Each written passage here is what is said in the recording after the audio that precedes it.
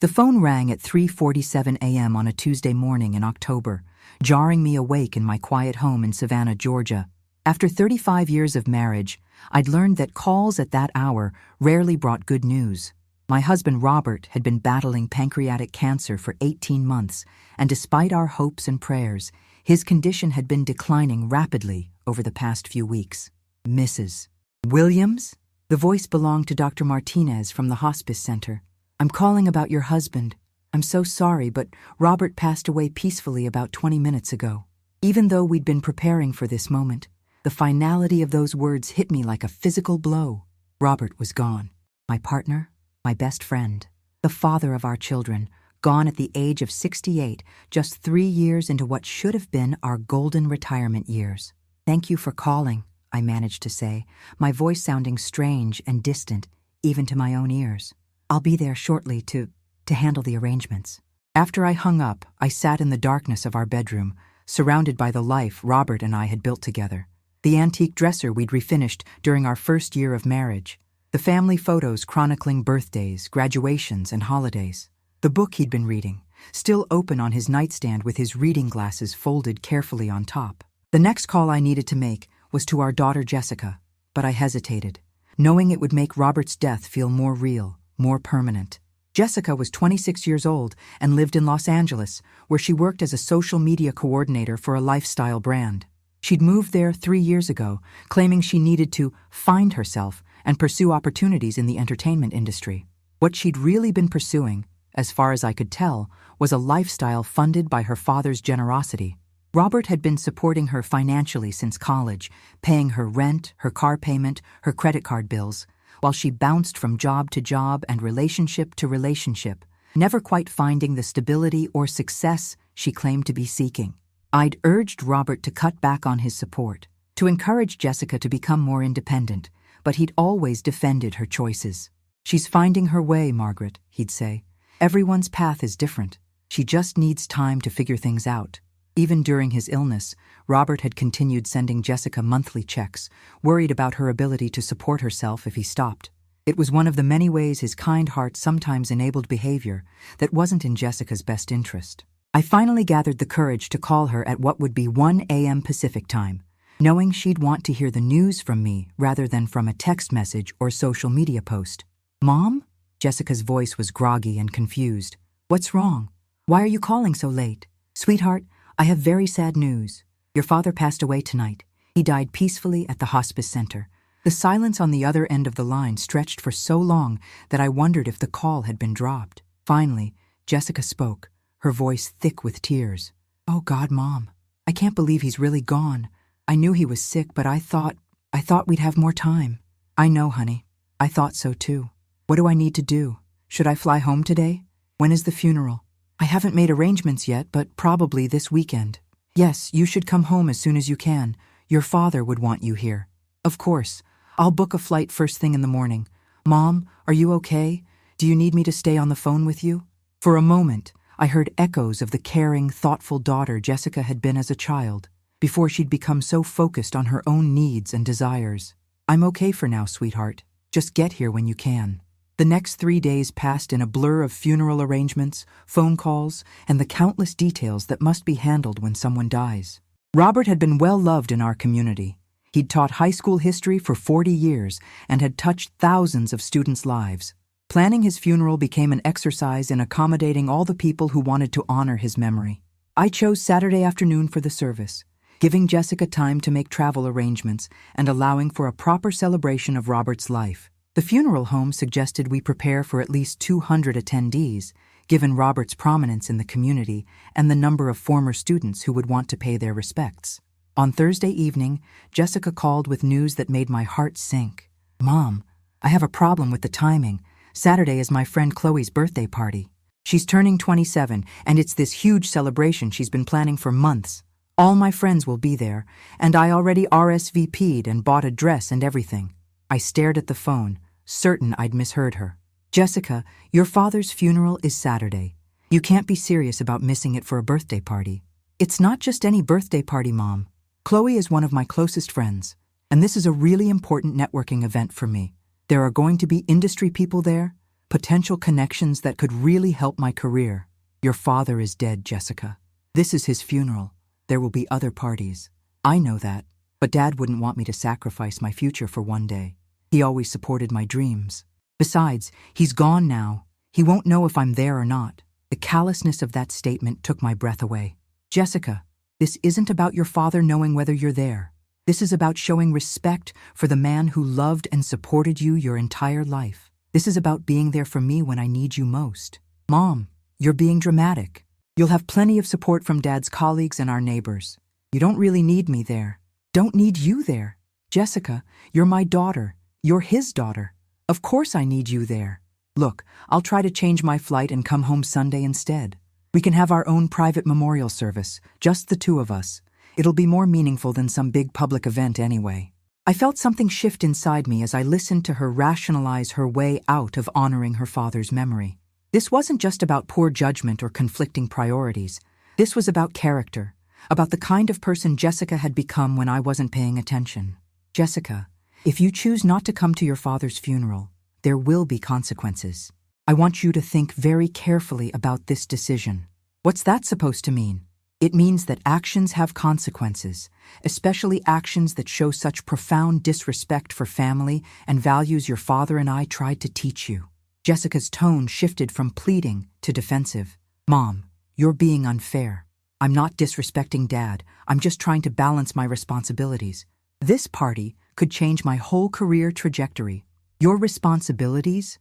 Jessica, your first responsibility right now is to your family. Everything else is secondary. That's easy for you to say. You don't understand how competitive my industry is, how hard it is to make connections. I can't just drop everything every time there's a family event. This isn't every time, Jessica. This is your father's funeral. This is once in a lifetime. But I could tell from her tone that she'd already made her decision. The birthday party, the networking opportunities, the dress she'd already bought, these things had taken precedence over honoring the man who had sacrificed so much for her happiness and success. I'm sorry, Mom, but I can't change my plans now. I'll come home Sunday, and we'll do something special for Dad then. After she hung up, I sat in Robert's study, surrounded by his books and papers, and made a decision that would have surprised the woman I'd been just a week ago. I called our family lawyer and scheduled an appointment for Monday morning. Robert had always been too generous with Jessica, too willing to excuse her selfishness as youthful uncertainty. But Robert was gone now, and the responsibility for teaching our daughter about consequences had fallen to me. If Jessica could skip her father's funeral for a party, then she was about to learn what her priorities really cost her. Monday morning found me sitting in the mahogany-paneled office of Thomas Brennan, the attorney who had handled Robert's estate planning and our family's legal matters for over 15 years. Tom had been a student of Robert's in the early 1980s, and their professional relationship had evolved into a genuine friendship over the years. Margaret, I'm so sorry for your loss, Tom said as he settled behind his desk. Robert was one of the finest men I've ever known. Saturday's service was beautiful. He would have been proud to see how many lives he touched. I managed a small smile. Thank you, Tom. It was everything Robert would have wanted. Well, almost everything. Tom noticed the qualification in my voice. Almost everything? Jessica didn't attend. She chose to go to a birthday party in Los Angeles instead. The silence that followed was heavy with disapproval. Tom had known Jessica since she was a child, had watched her grow from a bright, sweet girl into the self-centered young woman she'd become.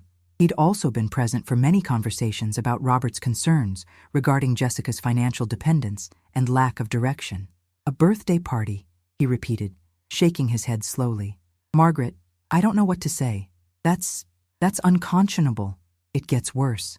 She called me Sunday evening, full of stories about the party, the connections she made, the opportunities that might come from it. She showed no remorse about missing her father's funeral, no recognition that she'd done anything wrong. I opened my purse and pulled out a folder I'd prepared. Which brings me to why I'm here. I need to make some changes to how we handle Robert's estate and Jessica's inheritance. Tom leaned forward, his expression serious. What kind of changes are you thinking about? Robert left Jessica a substantial inheritance, his life insurance policy, half of his retirement accounts, and a trust fund that would have provided her with financial security for the rest of her life. He did this because he loved her and wanted to take care of her even after he was gone. I paused, gathering my thoughts. But Tom, I've realized that continuing to enable Jessica's irresponsible behavior isn't love, it's enabling. Robert's generosity during his lifetime prevented Jessica from learning important lessons about priorities, commitment, and respect. I won't make the same mistake. What are you proposing? I want to restructure Jessica's inheritance. Instead of a lump sum and unconditional trust fund, I want to create a conditional inheritance that requires her to demonstrate genuine personal growth and responsibility. Tom made notes as I outlined my thoughts. The trust could provide for her basic needs, health insurance, education costs, if she decides to pursue meaningful additional training. But any substantial distributions would be contingent on her meeting specific criteria. What kind of criteria? Steady employment for at least 1 year, evidence of financial responsibility, paying her own rent, managing her own expenses without family assistance, and perhaps most importantly, genuine acknowledgement of how her behavior has affected our family, and concrete steps to make amends. Tom was quiet for a moment, considering the implications. Margaret, this is a significant decision. Once we restructure the trust this way, there's no going back. Are you certain this is what you want to do? Tom, my daughter chose a birthday party over her father's funeral. She prioritized networking and social status over honoring the man who sacrificed everything for her happiness. If I don't address this now, when will she ever learn that actions have consequences? Have you spoken to Jessica about your concerns? I've been speaking to Jessica about my concerns for years. Robert and I both tried to encourage her to become more independent, more responsible. She's 36 years old, and she's never held a job for more than 18 months. She's never paid her own rent. She's never faced real consequences for her choices, because we've always been there to catch her when she falls. I felt tears threatening, but pushed them back. Robert died believing that unconditional support was the same as unconditional love. But I've learned that sometimes the most loving thing you can do is allow someone to face the natural consequences of their choices. Tom nodded slowly. I understand your reasoning, Margaret, and frankly, I think Robert would approve of this approach, even if he couldn't bring himself to implement it while he was alive. We spent the next hour working out the details of the restructured trust. Jessica would receive a monthly stipend sufficient to cover basic living expenses, rent for a modest apartment, groceries, utilities, and health insurance. But the substantial inheritance she'd been expecting would be held in trust until she met specific conditions over a period of at least 2 years. There's one more thing, I said, as we prepared to conclude our meeting. I don't want Jessica to know about these changes until she comes to collect her inheritance. She called yesterday to ask when she could expect to receive Robert's life insurance payout. She's clearly assuming that money will solve whatever financial problems she's created for herself. When is she planning to come back to Georgia? She said she'd visit soon to handle estate matters, but she was vague about timing. I suspect she's waiting to see how desperate her financial situation becomes before making the trip. Tom made a final note in his file. Margaret, I have to ask, are you prepared for Jessica's reaction when she learns about these changes? She's likely to be very angry, possibly vindictive. Tom, I've spent 26 years watching my daughter manipulate situations to avoid consequences. I've watched her charm her way out of responsibilities and use emotional manipulation to get what she wants.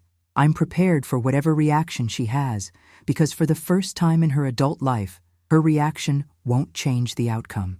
As I drove home from Tom's office, I felt a mixture of sadness and relief. Sadness that it had come to this, that my relationship with my daughter had deteriorated to the point where legal measures were necessary to teach her basic human decency. But relief that I was finally taking action, finally refusing to enable the behavior that was ultimately destructive to Jessica's character and future. That evening, Jessica called with updates about her life in Los Angeles. She talked about auditions she was considering, parties she'd attended, and people she'd met who might be able to help her career. She mentioned that her rent was going up and wondered if I could help with the increase, just temporarily, until things stabilize. Jessica, I said carefully, I think it's time for you to start managing your own finances. Your father's death is a reminder that you can't depend on others forever. Mom, don't be ridiculous. I'm still figuring things out. Once I get my inheritance, I'll be fine. But until then, I need your help. Your inheritance isn't available immediately. There are estate matters that need to be resolved first. How long are we talking about? Because I really need help with rent, and there are some opportunities coming up that require investment. I closed my eyes, hearing echoes of conversations I'd had with Jessica dozens of times over the past decade. Always urgent needs, always temporary situations, always someone else's responsibility to solve. Jessica, I think it would be good for you to come home soon. We need to have some serious conversations about your future. Can't we handle everything over the phone? I'm really busy with work right now. No, this needs to be done in person. There are documents to sign, decisions to make, and frankly, I need to see my daughter. It's been 8 months since your last visit. Jessica sighed dramatically. Fine, I'll try to plan something for next month. But Mom, about the rent situation. We'll discuss everything when you get here, I said firmly. Everything. After we hung up, I sat in Robert's study and opened the photo album that chronicled Jessica's childhood. Pictures of birthdays, school plays, family vacations, all the moments when she'd been the center of our world, when her happiness had been our primary concern. Looking at those photos, I realized that somewhere along the way, our love for Jessica had become enabling. Our support had become a crutch that prevented her from developing the strength she needed to face life's challenges. It was time for that to change. Jessica finally returned to Savannah 3 weeks later, driving a rental BMW convertible and carrying shopping bags from expensive stores. She looked polished and glamorous, completely out of place in our quiet suburban neighborhood. "Mom!" she called out, laden with gifts. "I brought you things from LA. Skincare products from Beverly Hills and a gorgeous scarf." The expensive gifts, probably purchased with money Robert had sent her before his death, felt like a familiar pattern. Jessica being generous with other people's money to smooth over conflicts. "Thank you, sweetheart. How was your flight?" "I upgraded to first class. Had important calls to make." She settled on the couch with a slightly condescending look around our home. "Mom, you should really update this furniture. I know a wonderful interior designer who could modernize the place." I focused on why she was here. "Jessica, we need to discuss your father's estate. I've scheduled a meeting with Tom Brennan tomorrow." Her face immediately brightened. "Perfect. I found this amazing investment opportunity, a friend's wellness startup. She only needs $50,000 to start, projecting 300% returns." I stared at my daughter, already mentally spending money she hadn't received. We should wait until after the meeting before making financial decisions. That evening at dinner, Jessica talked endlessly about celebrities she'd met and career opportunities, showing no grief about her father's death. When I asked if she missed him, she seemed caught off guard. "Of course, but Dad wouldn't want me sitting around being sad. He'd want me pursuing my dreams." "Your father wanted you to pursue dreams, but also to be a person of character. Skipping his funeral for a birthday party suggests otherwise." Her expression grew defensive. "That party was important for my career.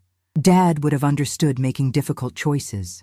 The next morning at Tom's office, Jessica charmed him with her practiced smile, but his response was noticeably cooler than usual. Tom explained the estate basics, then reached the crucial moment. "Regarding your inheritance, your father left you his life insurance and retirement accounts, totaling approximately $280,000. Jessica's eyes lit up with excitement. "However," Tom continued, "we've restructured this as a conditional trust. Instead of a lump sum, you'll receive $2,000 monthly for basic expenses. The remainder stays in trust until you meet specific conditions." The smile vanished. "What conditions?"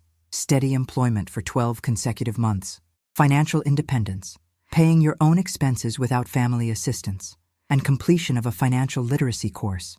"This is ridiculous. That money is mine. Your father left it expecting wise use," I said quietly. "Given your track record and recent choices, we felt safeguards were necessary." Jessica's composure cracked. "You're punishing me for missing the funeral. This is revenge. This is about teaching lessons your father and I should have taught years ago. About consequences, responsibility, and earning rather than expecting. I can't believe you're doing this after everything I've been through.